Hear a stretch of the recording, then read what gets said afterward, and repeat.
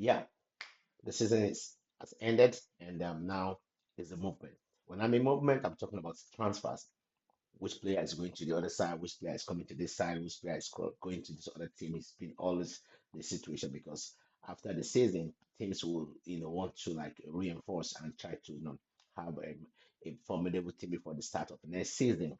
Yeah, I'm going to talk about Arsenal. I'm not really a big fan of transfer news or transfer speculations because it's always sometimes it makes people sound like liars, but we know that there's somebody that's somewhere in Europe, Fabrizio Romano. He's been the man who always having the right news, So, but for me, I don't really because sometimes this news or this speculations don't really go out.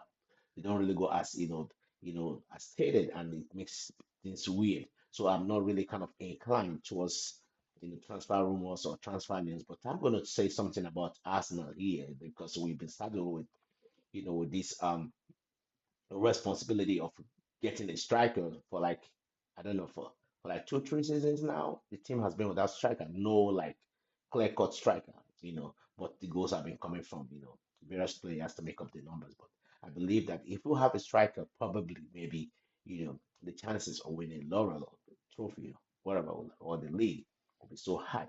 So we turn between Victor um, Gyökeres um, and Benjamin Sesko. And these two players have been on the radar for Arsenal, Arsenal's radar for a while, and we've seen how there's this issue of decision which of the players is preferable, like Gyökeres or Sesko.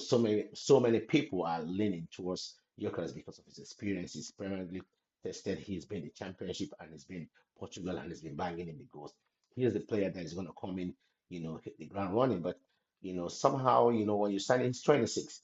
When you're signing players, you try to look at their age and you try to look of the longevity. How long are they going to be in the team? What's going to be their value if they've been in the team for at least 5 years? If they're going to leave, what is going to be the value? But Sesko is Joker is already 26, so you know what I'm saying. But the other guy is just 22, so we're looking. But the thing is that in the Arsenal situation right now, for me, in my own opinion, I think, and maybe in the opinion of so many other people, is somebody who is going to come in and hit the ground running.